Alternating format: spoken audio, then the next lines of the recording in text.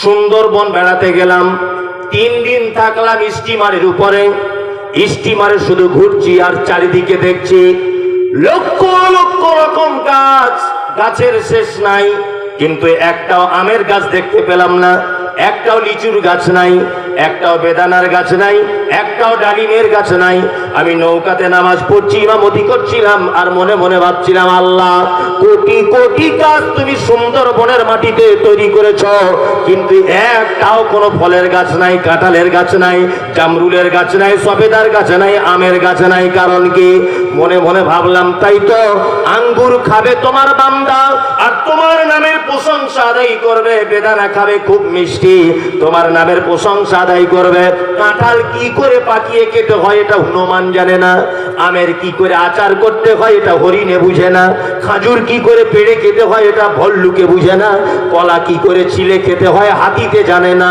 এই জন্য রব্বুল আলামিন বলেন, সুন্দরবনের মাটিতে মানুষ বসবাস করে না বলে একটাও ফলের গাছ নাই, কিন্তু মুর্শিদাবাদে আমের গাছ পাবে, লিচুর গাছ পাবে, বেদানার গাছ পাবে, সব কিছুর গাছ পাবে। এই কারণে যে আমার বান্দারা বসবাস করবে, আমার বান্দা 2 পিস কলাকে মসজিদে গিয়ে সেজদায় পড়ে গিয়ে বলবে, আল্লাহ তোমার নাম হলো রব, তুমি পালন কর্তা, কলা নামক ফলটা তুমি এত মিষ্টি করে দিয়েছ, তোমার প্রশংসা আদায় হবে।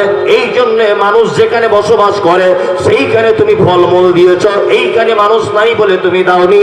আল্লাহ বলছে, আমার নাম হলো রব, যার যেখানে যেটা প্রয়োজন সেটা দিয়েছে, কেউ অভিযোগ করতে পারবে না, কেউ যে আমার এই জায়গাটা একটু ভুল করে দিয়েছে। আল্লাহ অভিযোগ করার জায়গা আছে?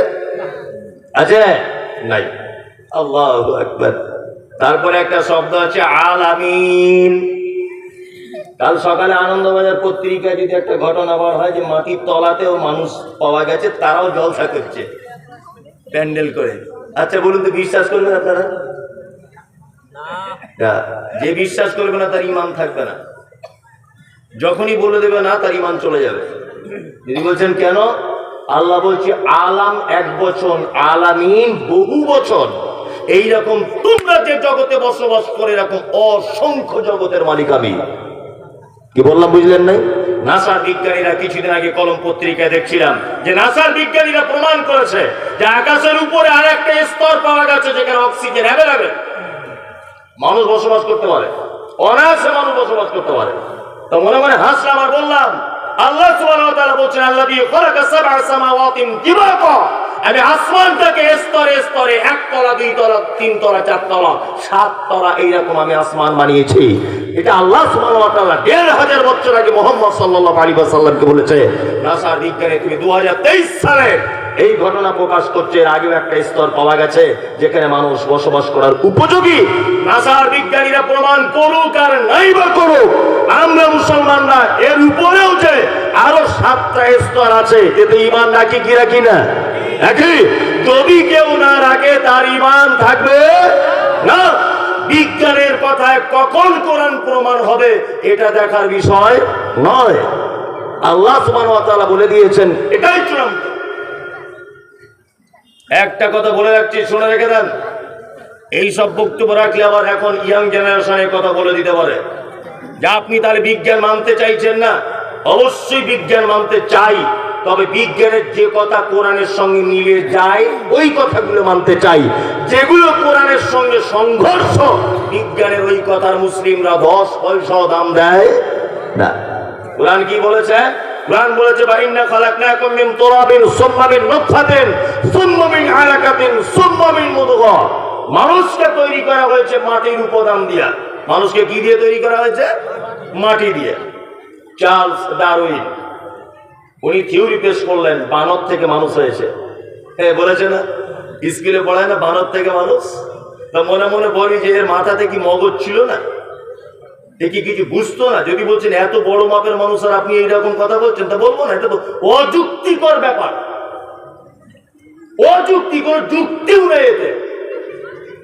আপনাকে আমি একটা জিনিস দেখাই।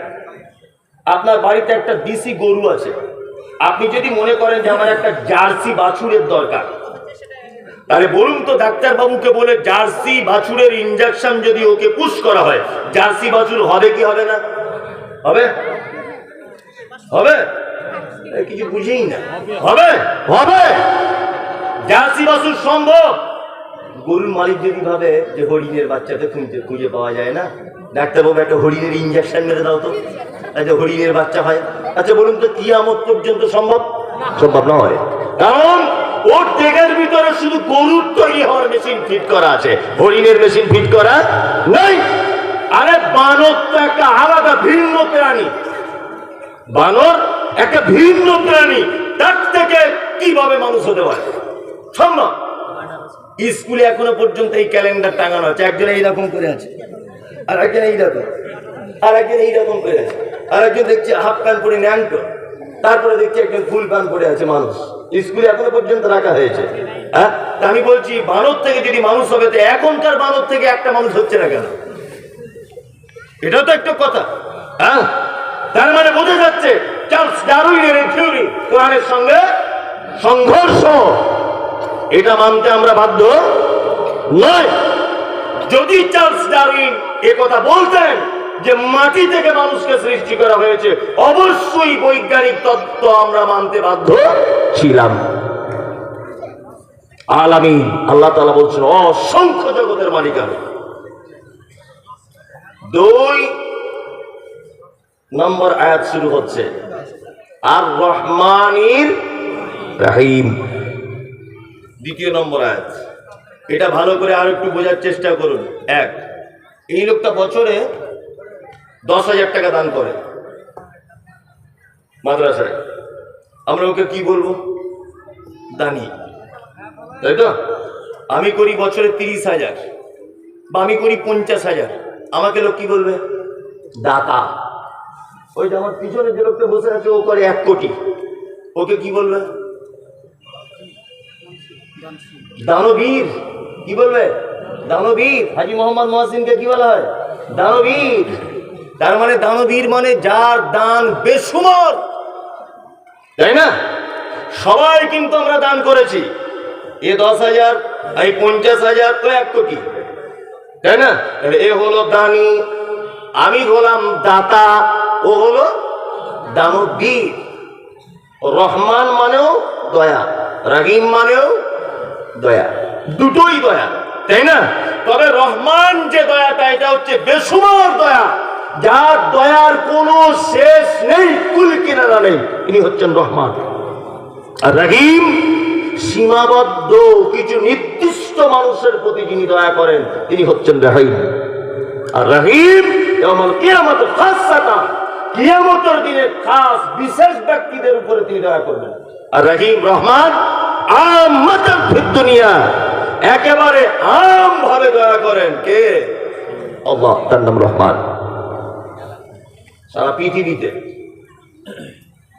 পৃথিবীতে যত মানুষকে সহযোগিতা করে, প্রত্যেক সহযোগিতার পিছনে স্বার্থ লুকিয়ে থাকে, তাই না? আপনাদের এলাকাতে কোন রাজনীতির দল চলে এটা আমি জানি না, আল্লাহর কসম আমি রাজনীতি করি না, বোঝানোর জন্য বলছি।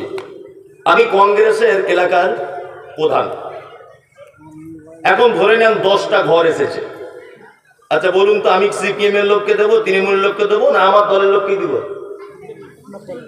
আমার দলের লোককেই দিব, কারণ আমি জানি আমার দলের লোককে দিলে ও ভোটটা তো আমায় দেবে, আরো 5 জনকে আনবে, তাই না? তার মানে আমি আমার দলের লোককেই দেব, তাই না? এবার আপনাকে একটা কথা জিজ্ঞেস করছি, আপনারা দেখেছেন সোশ্যাল মিডিয়ার মাধ্যমে, কি দেখতে পাচ্ছেন? যে ফিলিস্তিনের মাটিতে, ওই আপনার ফিলিস্তিনের মাটিতে ওই যে মসজিদে আকসাকে ধ্বংস করা হচ্ছে, করছে কারা? ইসরায়েলের ইহুদিরা, তাই না? মসজিদ আকসার উপরে বোমা হামলা চালাচ্ছে, মসজিদ আকসা দখল করার চক্রান্ত চালাচ্ছে, কত নিরীহ মা বোন বাপ ভাইকে অকাতরে হত্যা করে যাচ্ছে। সারা পৃথিবীর এত মুসলিম দেশ থাকার পরেও একটা দেশের মানুষ তাদের কান্না কেউ শুনতে পাচ্ছে না, কেউ শুনছে না তাদের আর্তনাদ। বলুন তো দেখি, অক্সিজেন দেয় কে? আল্লাহ। খেতে দেয় কে? আল্লাহ। আল্লাহ যদি ইচ্ছা করে তাহলে ইসরায়েলের ইহুদিদের খাদ্য বন্ধ করে দিতে পারে, যে তোরা আমার মসজিদ ভেঙে দিচ্ছিস, মুসলমানদেরকে মারছিস, তোদের সব বয়কট করে দিলাম। এটা পারে কি পারে না? পারে। আল্লাহ তাআলা বলছে আমার নাম রহমান। পৃথিবীতে বেঈমান, বিশ্বাসঘাতক, আল্লাহ দ্রোহী, মসজিদ মাদ্রাসার দুশমন, আমি কাউকে আমার দয়া থেকে বঞ্চিত করব না। সবাই আমার দয়া পেয়ে যাবে, কিন্তু কিয়ামতের দিনে বিশেষ মানুষদের উপরে দয়া করা হবে। ওই জন্য যখনই আপনার কাছে বিনীত অনুরোধ, ফরজ নামাজের পরে বা যখন আপনি একা একা যখন দোয়া করবেন হাত তুলে, এই দোয়াটা অবশ্যই বলবেন যে আল্লাহ কিয়ামতের দিনে আমার উপরে একটু দয়া করো। কিয়ামতে যদি কোনো মানুষের উপর আল্লাহ তাআলা দয়া করে দেন, তার ফলাফল জান্নাত, ফলাফল জান্নাত। বেশি বাড়াচ্ছি না। তারপরে কি বলি? তারপরে বলি মালিকি ইয়াউমিদ্দিন, কিয়ামতের দিবসের মালিক, হিসাব দিবসের মালিক কে? আল্লাহ। এইখানে একটা জায়গায় আপনার ঈমান নষ্ট করে দিচ্ছে এক শ্রেণীর চিটার বাটপার হুজুরেরা। আপনাকে বলে দিলাম এদের থেকে সাবধানে থাকবেন। কি সাবধানে এই কারণে থাকতে বলছি, জলসার স্টেজে বড় একটা পাগড়ি ছুড়ে দিয়ে বলছে সবাই পাগড়িতে ধরুন, কিয়ামতের দিন বেঁচে যাবেন। আমার দাদুর নৌকা তৈরি করা আছে, নৌকা উঠে আপনাদেরকে জান্নাতে ঢোকাবে। আবার বলছে পাগড়িতে যদি চান্স না পান, যারা পাগড়ি ধরেছে আপনি তাদের গায়ে ধরুন। কি বললাম বুঝলেন না? কারেন্টের শর্টের মতো সবাই ধরুন। আমার দাদু জান্নাতে যাওয়ার জন্য নৌকা ভাড়া করে রেখেছে, তোমাদের সব পৌঁছে দিবে। পৃথিবীর দামি মানুষ, দ্বিতীয় দামি মানুষ ইব্রাহিম আলাইহিস সালাম। মুহাম্মদ সাল্লাল্লাহু আলাইহি ওয়াসাল্লামের পরে যে নবীটির সম্মান, তিনি হচ্ছেন ইব্রাহিম আলাইহিস সালাম। পৃথিবীতে কোন নবীর সুন্নত, দ্বিতীয় কোন নবীর সুন্নত চলে না। একজন মাত্র দ্বিতীয় সুন্নত চলে, তার নাম ইব্রাহিম আলাইহিস সালাম। শুধু এই নয়, প্রত্যেক নামাজের ভিতরে আরেকজন নবীর জন্য দোয়া করা লাগে, তিনি হচ্ছেন ইব্রাহিম আলাইহিস সালাম। আল্লাহুম্মা সাল্লি আলা মুহাম্মদ, আল্লাহ তুমি শান্তি বর্ষণ করো মুহাম্মাদের উপরে, ওয়া আলা আলি মুহাম্মদ, মুহাম্মাদের পরিবারের উপরে, কামা সাল্লাইতা আলা ইব্রাহিম, যেমন তুমি শান্তি বর্ষণ করেছিলে ইব্রাহিমের উপরে, ওয়া আলা আলি ইব্রাহিম, এবং ইব্রাহিমের পরিবারের উপরে। এই দোয়া আমরা করি কি করি না? করি কি করি না? করি। ইব্রাহিম আলাইহিস সালাম কিয়ামতের দিনে তার আব্বাকে দেখতে পাবে, আব্বা বড় বিপদে। ইব্রাহিম আলাইহিস সালাম নিজ পিতার কাছে গিয়ে বলবেন, আব্বা তোমাকে কি আমি বলিনি যে তুমি আমার দ্বীন কবুল করো? তখন ইব্রাহিম আলাইহিস সালাম আব্বা বলবে, ঠিক আছে বাবা, আমি এখন তোর কথা মেনে নিলাম, আমি তোর দ্বীন কবুল করব। তখন নবী ইব্রাহিম বলবেন, আর দ্বীন কবুল করে কাজ নয়। ইব্রাহিম আলাইহিস সালাম আল্লাহকে ডেকে বলবেন, আল্লাহ তুমি তো আমাকে বলেছো কিয়ামতের মাঠে অপমান করবে না, জীবনে কখনো অপমান করবে না। এর থেকে বড় অপমান আর কি হতে পারে? আমি একজন নবী আর আমার আব্বা কিয়ামতের মাঠে বিপদের সম্মুখীন। তখন আল্লাহ তাআলা বলবেন, ইব্রাহিম আমি বলেছি তোমার আব্বা হোক আর নিকট আত্মীয় হোক, যেই হোক, ঈমান আনেনি পরিত্রাণ পাবে না। তোমার আব্বা বলে এইটুকু সাবসিডি আমার পক্ষ থেকে যে তোমার আব্বাকে মানুষ রূপে জাহান্নামে নিক্ষেপ করব না, অন্য প্রাণীতে রূপান্তরিত করে তোমার বাপকে জাহান্নামের ভিতরে দেব। ইব্রাহিম আলাইহিস সালাম দেখতে পাবেন একটা প্রাণী, চতুষ্পদ প্রাণী, ছোট প্রাণী, আর ফেরেশতারা তাকে লাঠি মারতে মারতে এইরকম করতে করতে তাদেরকে জাহান্নামের ভিতরে নিক্ষেপ করা হচ্ছে। তার মানে বোঝা যাচ্ছে ঈমান যদি না থাকে নবীর বাপ হয়েও বাঁচা যাবে না, বাঁচা যাবে না। আরে নবীর বাপ হয়ে বাঁচা যায় না, তোমার দাদুর পাকড়ি ধরলে বাঁচা যায়? বিয়াদব কোথাকার, তোমার পাছার চামড়া তুলে দেব। ভণ্ডামি খুঁজে পাও না? জান্নাত তোমার বাপের সম্পত্তি নাকি? একজন নবী তার বাপকে টেকাতে পারছে না, বলো কি করে তুমি এ কথা? আল্লাহর কসম দিয়ে আপনাকে বলছি, আমার মোবাইলে সব নোট করা আছে। এই সমস্ত কথা বলার কারণে আপনারা জানেন, এক মাস আগে, এক মাস হয়নি, 12 তারিখে আমার গাড়িতে বোম মেরেছিল হাওড়াতে। এত বড় বিশ্বাসঘাতকেরা বোম মেরেছে গাড়িতে, ভাবতে পারেন আপনি? সমস্ত তথ্য আমার গাড়িতে, বইপত্র এবং আমার মোবাইলের ভিতরে নোট করা আছে। একজন হুজুর বলছে যে নবীর সিলসিলা যদি জারি থাকতো তাহলে আমাদের পীর সাহেব আগামী দিনের নবী হতেন। আল্লাহর কসম তিনি বক্তব্য রাখতে রাখতে বলছেন। আপনি ভাবতে পারেন এগুলো? এদের আকীদা মানহাজ কেমন? হ্যাঁ, এক শ্রেণীর মানুষ, তাদের মাথায় এয়ারপোর্ট গোবর ভরা আছে, তারা এদের পিছন পিছন ঘুরছে, খুব পিছন পিছন ঘুরছে এদের। সাবধান, কিয়ামতের দিনের একচ্ছত্র মালিকানার দায়িত্ব কে? কে? আল্লাহ সুবহানাহু ওয়া তাআলা। কিয়ামত এটা মুখে বলি, কিয়ামত কেমন হবে জানেন তো? জানেন? চুপচাপ মেরে বসুন, 1 মিনিট যেমন নীরবতা পালন করে তেমন করে বসুন। আপনাকে কিয়ামতটা আমি দেখাচ্ছি সচক্ষে। যদি বলছেন এখনো তো হয়নি, আমি একদম আমাকে হওয়ার মতো আপনাকে দেখাচ্ছি। এক, তুরস্কের মাটিতে কিছুদিন আগে একটা ভূমিকম্প হয়েছিল। এই ভূমিকম্পটা হয়েছে এইভাবে কাঁপতে কাঁপতে, বিজ্ঞানীরা বলছে যে মাটি থেকে 8000 ফুট নিচেই মূল ভূমিকম্পটার উৎপত্তি। 8000 ফুট নিচে। এটা আমি আনন্দবাজার পত্রিকা প্রত্যেকদিন পড়ি, ওই পেপার থেকে পড়ে বলছি যে মাটি থেকে 8000 ফুট নিচে মূল ভূমিকম্পটার উৎপত্তি। তার ফলে পৃথিবীর জমিনটা এইভাবে কাঁপতে কাঁপতে অজস্র বিল্ডিং বালাখানাগুলি ছটছট করে ভেঙে পড়ে গেল। কত মানুষ, কত শিশু, কত গৃহপালিত পশু নিঃস্ব হয়ে গেল। ভাঙা স্তূপের ভিতরে তারা আটকা পড়ে গেল। কত মানুষ তারা মারা গেল। মারা গেল না? মারা গেল। আল্লাহু আকবার।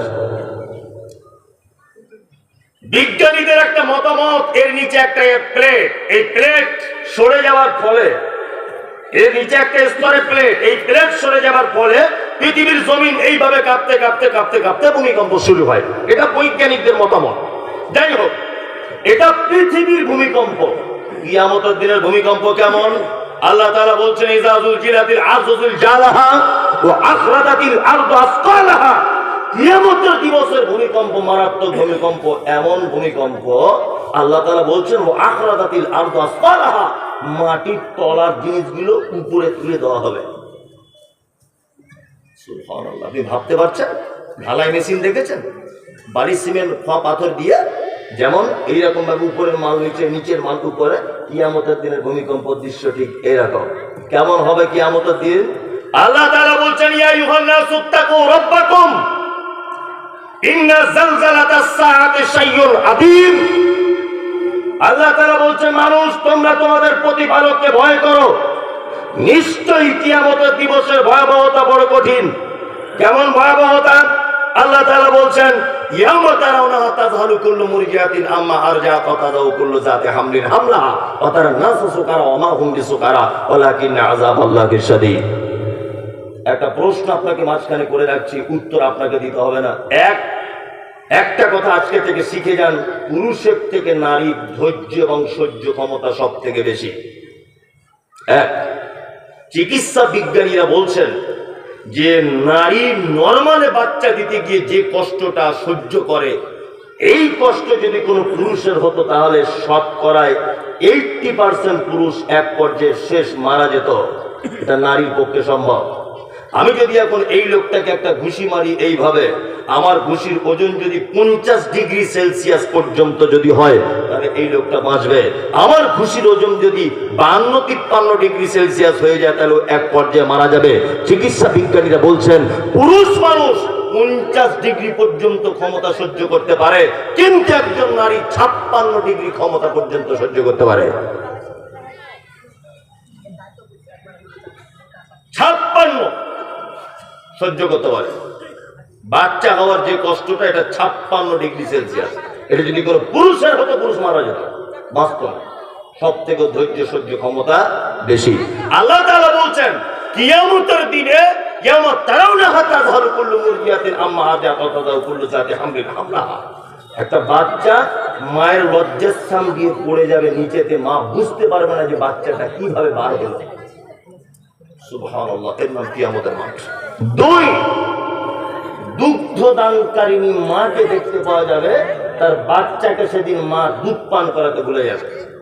তিন, মানুষগুলিকে দেখতে পাওয়া যাবে সব মদ পান করেছে, মাতালের মতো করে ঘুরছে। আল্লাহ বলছেন, ওমা হুম বিসুকারা, একজনও তারা মদ পান করেনি, ওয়ালাকিন্না আযাবাল্লাহি শাদীদ, শুধু আমার কঠিন আযাবের ভয়ে তারা থর করে কাঁপছে কিয়ামতের মাঠে।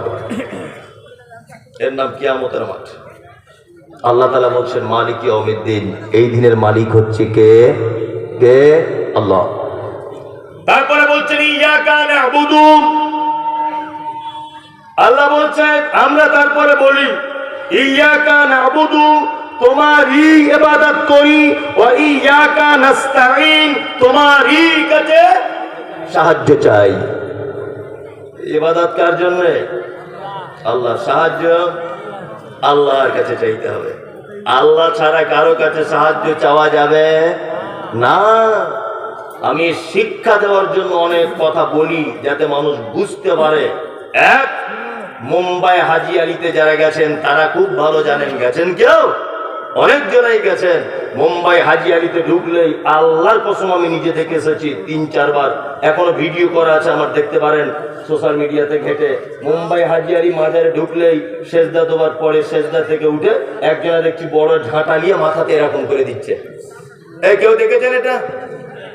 সত্যি বলছি তো না মিথ্যা? সত্যি তো? সত্যি। বড় এরকম ঝাঁটা নিয়ে একটা লোকের মাথাতে যে সেজদা দিচ্ছে তার মাথা এরকম করে মারছে। বলছি আপনাকে, হাজি আলিতে ঢুকছি, আমি তো এমনি যাইনি, আমি গেছি ওখান থেকে বক্তব্য রেডি করতে যে জাতিকে কি বার্তা দেওয়া যায়, আর গোপনে গোপনে ক্যামেরা করছি সব। আর আমি যাচ্ছি আর কিছু বাঙালি বলছে এই তো সেই মাল, বলছে ঠিক এইভাবে, এই তো সেই মাল আমাদের হুজুরদের ব্যাপারে বলে। আমি কি করছি, বুঝকে ঝামেলা করতে পারে। আমি আমার মতো করে সেফটি নিয়ে নিজে নিজে ঢুকেছি, ঢুকে সব দৃশ্য আমার রেকর্ডিং করে নিয়ে চলে এসেছি। দেখছি যাওয়ার সময় মোটামুটি 200-250 ফকির হবে রাস্তাতে থালা নিয়ে বসে আছে। লা ইলাহা ইল্লাল্লাহ, মুঝে কুছ দीजिए बाबू, बाबू हालात बहुत खराब है बाबू, कुछ मेहरबानी करिए बाबू, दीजिए। ভিক চাইছে। আমিও 2-5 জনকে দিলাম 2-5 টাকা, যাই হোক। তা আমি লক্ষ্য করছি এখানে হয় কি, একটা লোক দেখলাম 4 চাকা গাড়ি নিয়ে চাপলো, এলো, হাতে সোনার ব্রেসলেট, আর খুব ধনী লোক দেখে মনে হচ্ছে। ওর পিছন পিছন ধরলাম যে এ কি করে দেখি, দামি গাড়িতে এসেছে। ও গিয়ে দেখছি প্রথমেই চাদরটা চড়িয়ে দিল, তারপরে দেখলাম ঠাকা ঠাক সেজদা মেরে দিল। সেজদা মেরে দেওয়ার পরে খুব কাঁদছে লোকটা, বলছে, চোখ দিয়ে পানি পড়ছে, বলছে বাবা ব্যবসাতে 20 কোটি টাকা লস, কিছু একটা ব্যবস্থা করে দাও বাবা, আর কোনো উপায় নাই। আমি তখন মনে মনে শিক্ষা পেয়ে গেলাম, ওরে গাধার বেটা গাধা, ভিখারি বুঝতে পেরেছে যে মরা মানুষের কাছে পয়সা পাওয়া যায় না, জ্যান্ত মানুষের কাছে থালা নিয়ে বসে আছে। আর তুই এত বড় গাধার বেটা, তুই মরা মানুষের কাছে টাকা চাইতে যাচ্ছিস? তোর মাথা থেকে গোবর ভরা আছে? এই এরকম ঘটনা আছে না? নেই? আছে। আপনাদের মুর্শিদাবাদে তো পীরের ঠেলাতে ঘুম হয় না। ওই আপনি যান একবার হাজারদুয়ারি ওই এলাকাতে, শুধু ঘরে ঘরে পীর আছে না, অ্যাভেলেবেল সেজদা দিচ্ছে মানুষ। আস্তাগফিরুল্লাহ। আল্লাহ ছাড়া কারো কাছে চাওয়া যাবে না, এর স্বীকৃত আপনি নিজে দিয়েছেন। ইয়াকা না'বুদু ওয়া ইয়াকা নাস্তাঈন, ইবাদত শুধু তোমার জন্য করি আর সাহায্য শুধু তোমার কাছেই চাই। 13 বছর বিয়ে হয়েছে আপনার, 13 বছর এখন আব্বা হতে পারেননি। গভীর রাত্রে উঠুন, উঠে 2 রাকাত সালাত আদায় করে আল্লাহকে ডেকে বলুন, রব্বি হাবলি মিনাস সালিহিন, আল্লাহ তুমি আমাকে একটা নেক সন্তান দান করো। তুমি নবী ইব্রাহিমকে বুড়ো বয়সে ইসমাইলকে দিতে পেরেছো, তুমি আল্লাহ, আমি একজন 35 বছরের যুবক, আমার স্ত্রীকে একটু মা হবার ক্ষমতা দাও আল্লাহ, তুমিই পারো। এ দিতে পারে কে? আল্লাহ। রুজির অভাব, রাতে সবাই যখন ঘুমিয়ে পড়ে 2 রাকাত নামাজ পড়ে বলুন, আল্লাহ ঋণগ্রস্ত বেটির বিয়েতে বিপদে পড়ে গেছি, তুমি ব্যবস্থা করে দাও। দিতে পারে কে? মুহাম্মদ সাল্লাল্লাহু আলাইহি ওয়াসাল্লাম বলেছেন, মোমেন তোমার পায়ের জুতোর ফিতেটা যদি ছিঁড়ে যায় তুমি আল্লাহর কাছে চাইবে, আল্লাহ দিতে সক্ষম, আল্লাহ দিতে সক্ষম। কোনো মানুষের দ্বারস্থ হওয়া যাবে না। কোনো বাবা, কোনো ফকির, কোনো উকিল, কেউ কোনো জায়গায় গিয়ে চাওয়া শিরক, হারাম। যারা এগুলো করছে এদের থাকার জায়গা জাহান্নাম। কি বললেন? একটা ভয়ঙ্কর কথা আপনাকে বলে রাখছি, শুনে রেখে দেন, ভয়ঙ্কর। কিয়ামতের দিনে জাহান্নাম থেকে কিছু মানুষকে কোন একদিনের জন্য মুক্তি দিয়ে জান্নাত দেওয়া হবে। এই ঘটনা শোনা আছে না নেই? আচ্ছা বলুন তো, কাদের জাহান্নাম থেকে মুক্তি দেওয়া হবে এটা জানা আছে না? যারা কাবিরা গুনাহে লিপ্ত ছিল কিন্তু তাদের ঈমান ছিল, ঈমান ছিল, কাবিরা গুনাহতে লিপ্ত ছিল, তারা জাহান্নাম থাকবে, ইমাম থাকার কারণে তাদেরকে আবার জান্নাতে কোনো না কোনো একদিন দেওয়া হবে। কিন্তু যারা শিরিক করা অবস্থায় মারা গেছে, পশ্চিম কালেও এদেরকে জাহান্নাম থেকে পরিত্রাণ দেওয়া হবে না। দুটি পাপ পৃথিবীতে সব থেকে বড় পাপ। এই পাপ দুটো বলতে গেলে অনেক টাইম লাগবে, বলছি না, শুধু বলে দিচ্ছি কত ভয়ঙ্কর। একটা লোক শিরক যদি করে পশ্চিম কালেও জাহান্নাম থেকে পরিত্রাণ পাবে না। দ্বিতীয় পাপের নাম বেদাত। এক মারাত্মক পাপ, মারাত্মক পাপ। বেদাত ভয়ঙ্কর পাপ, এর পরিণতি জাহান্নাম। দ্বিতীয় নম্বরের সমস্যা হচ্ছে কিয়ামতের মাঠে কাউসারের পানি পর্যন্ত বেদাতকারী পান করতে পাবে না। এই মমতাজুল ইসলাম আপনাকে বলছি, মাইক নিয়ে যে সমস্ত মাদ্রাসা থেকে চাঁদা তুলতে আসে অনেক সময় দেখতে পাওয়া যায়। যদি আপনি বুঝতে পারেন যে এই মাদ্রাসা থেকে এই শিক্ষা দেওয়া হয়, ইয়া নবী সালামু আলাইকা, 1 টাকাও দিবেন না চাঁদা, 1 টাকাও। কারণ বেদাতিকে সাহায্য করা হাদিসে মানা আছে, চরম ভাবে মানা আছে। যদি আপনি দেখেন তার আকীদা এটা, নবী মরার পরেও সবকিছু ক্ষমতা রাখে, এই মাদ্রাসার ছাত্র বার হলে এই আকীদাতে বক্তব্য রাখবে, মমতাজুল ইসলাম বলছে 4 আনা পয়সা দিবেন না। বেদাতি প্রতিষ্ঠানে সহযোগিতা করা হারাম। বেদাতিদের প্রতিষ্ঠানে সহযোগিতা করা কি হারাম। আজকে জাতির সামনে এটা লজ্জা সহকারে বলছি, এই পশ্চিম বাংলার মাটিতে বড় বড় আহলে হাদিস মাদ্রাসা তো দেখছি ইদানিং বেদাতি বক্তাদেরকে প্রধান বক্তা হিসেবে আনছে, পিছনে সাইকুল হাদিসেরা বসে আছে। সোশ্যাল মিডিয়াতে শুধু ভাইরাল বলে তাকে প্রধান বক্তা করে আনছে, অথচ তার আকীদা, তার মানহাজ একটাও ঠিক নাই। দেখতে পাওয়া যাচ্ছে না? কত মাদ্রাসাতে দেখছি। যারা এদেশের মাটিতে সর্বপ্রথম ফতোয়া দিয়েছে ডাক্তার জাকির নায়েক কাফের, যারা এদেশের মাটিতে ডাক্তার জাকির নায়েককে দেশ ছাড়ার পিছনে সুড়সুড়ি দিয়েছে, তাদেরকে আজকে দেখতে পাচ্ছি আহলে হাদিস গ্রামে প্রধান বক্তা করে আনছে, বড় বড় উল্লেখযোগ্য মাদ্রাসাতে। এগুলো লজ্জা ছাড়া আর কিছু নাই। কি বলছি বুঝতে পারছেন না? খুব সাবধানে থাকবেন। কুল্লু বিদআতিন দালালা ওয়া কুল্লু দালালাতিন ফিন্নার। মুহাম্মদ সাল্লাল্লাহু আলাইহি ওয়াসাল্লাম বলেন, ইসলামের প্রতিটা নতুন আবিষ্কৃত কাজ ভ্রষ্টতা। প্রত্যেক ভ্রষ্টতাকারী স্থান ঠিক মধ্যে নার মানে আগুন। এখন তো সোশ্যাল মিডিয়াতে আমাকে তো সহ্য করতেই পারে না, শুধুই বলে মমতাজুল ইসলামের জন্ম ঠিক নেই, ওই নবীকে বড় ভাই বলে। আমি জীবনে নবীকে বড় ভাই বলেছি কথা? আসলে ওটা না। ঘটনা হচ্ছে এই যে বেদাত করে করে এমন হয়ে গেছে, ওদের সবটারই আর সহিহ হাদিস অ্যাকসেপ্ট করে না। এমন করে বক্তব্য রাখে মনে হচ্ছে যে বেদাতের বিজ্ঞানী। কি বললাম বুঝলেন তো? বেদাতের বিজ্ঞানী, মহাপণ্ডিত। নাম দিয়েছে আহলুস সুন্নাত ওয়াল জামাত। বিয়াদব, আহলুস সুন্নাত ওয়াল জামাত এই নাম দেওয়ার পরেও তুমি এখনো দাঁড়িয়ে কিয়াম করো। এই আহলুস সুন্নাত ওয়াল জামাত এইটা বলার পরেও তুমি এখনো পর্যন্ত বলো যে মেয়েদের মসজিদে নামাজ পড়া হারাম। তুমি এখন এই ফতোয়া দাও, এই নামের আগে মুফতি টাইটেল দাও। বলছে 30 বছর বুখারী পড়াচ্ছি, তুমি 30 বছর বুখারীতে এখনো রাফলি আদাইন হাদিস খুঁজে পাও না। কিছুদিন আগে আপনাদের মুর্শিদাবাদের এক গোপাল ভাঁড় বড় পাগড়ি রেখে বক্তব্য রাখে, বয়স্ক, খুব হুজুর, বড় হুজুর। ও লিস্ট করে বলছে মমতাজুল ইসলাম এর বক্তব্য হারাম, শাহিনুর এর বক্তব্য না যায়, বিরাদার রাহুল একদম হারাম মানে সাংঘাতিক হারাম, আব্দুর রাজ্জাক বিন ইউসুফ বিন কাজ্জাব একেবারে হারাম, মুজাফফর বিন ইউসুফ একেবারে হারাম। তোমার বাপেরটা শোনা যাবে? আর কারো শোনা যাবে না? বিরাদার রাহুল শোনা যাবে না কেন? না ও মাদ্রাসায় পড়েনি। তাই বিরাদার রাহুল মাদ্রাসায় পড়েনি, ঠিক আছে, এ কথা সত্য, আমি মেনেই নিলাম সে মাদ্রাসায় পড়েনি, সে জেনারেল শিক্ষিত একটা ছেলে।